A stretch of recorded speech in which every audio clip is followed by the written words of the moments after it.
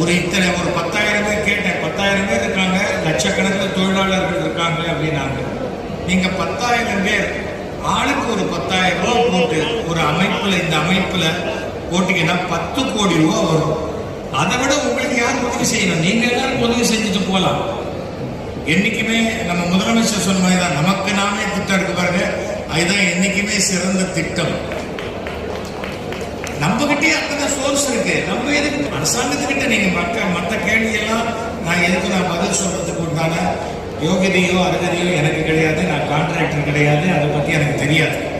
ஆனா அந்த வாரியம் என்பது மிகவும் நலிந்தவர்களுக்கு, வேற வழி இல்லாம சோர்ஸ் ஆஃப் இன்கம் இல்லாதவர்களுக்கு கொடுக்கக்கூடிய ஒரு விஷயம்.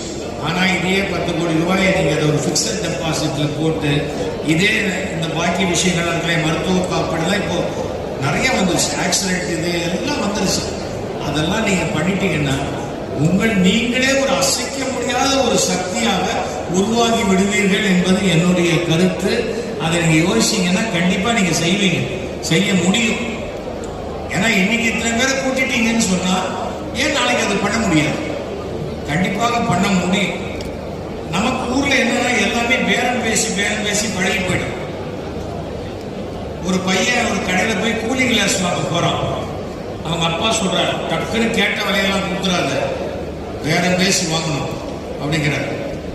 பாதி கேளு, இல்லைன்னா ஏமாத்திடுவாங்க. சரி அப்படின்னு போறான். அப்பதான் ஒரு கடைக்காரன் கூலிங் கிளாஸ் கடையை திறந்து வச்சுட்டு ஆரத்தி எல்லாம் காட்டி போனி பணத்துக்கு யாராவது வருவாங்கன்னா இந்த பையன் உள்ள போயிட்டான். போனோடனே அங்க கேட்கறான், கூலிங் கிளாஸ் விலை எவ்வளோ? 500 ரூபா. அப்பா சொன்னது ஞாபகம் வந்துருச்சு, இல்ல 250 ரூபா கொடுங்க.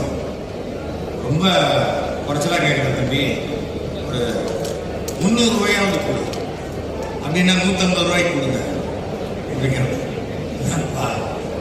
அப்படின்ட்டு. சரி நீ கேட்ட மாதிரி 200 ரூபாய்க்கே கொடு அப்படின்னா 100 ரூபாய்க்கு கொடுக்கணும். கடைக்காரன் போவாங்க, சாவுகிறேன் காலகாலத்தில் வந்து என்ன தொந்தரவு பண்றேன், இந்த சும்மா எடுத்துக்கோ அப்படிங்கிறான். அப்படின்னா எனக்கு 2 கொடுங்க அப்படிங்கிறான்.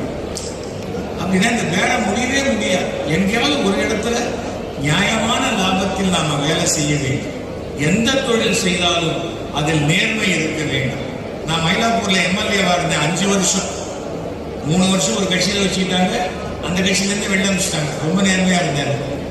அதுக்கு பிறகு ஒரு 2 வருஷம் எந்த கட்சியும் சேராத எம்எல்ஏவா இருந்தேன். மயிலாப்பூர்ல அடையார் பூங்கா உட்பட 300 கோடி ரூபாய் வேலைகள் நடந்தது. ஆனா அதுல 1 பைசா கூட கமிஷன் எடுக்காத ஒரு நேர்மையான எம்எல்ஏவாக நான் இருந்தது. இன்னைக்கு நான்